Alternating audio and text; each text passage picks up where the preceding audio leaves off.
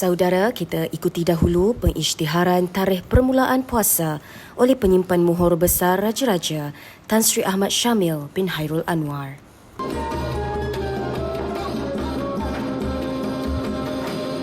Bismillahirrahmanirrahim.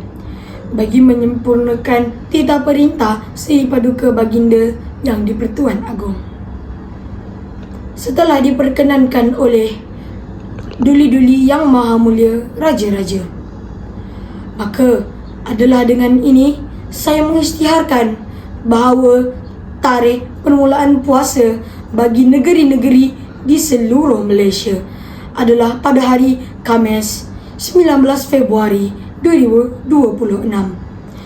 Sekian, wassalamualaikum warahmatullahi wabarakatuh.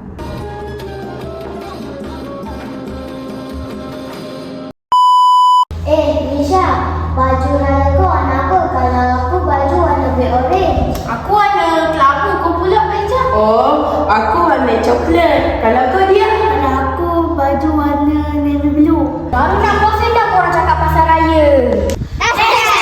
Puasa dulu, jangan risau raya.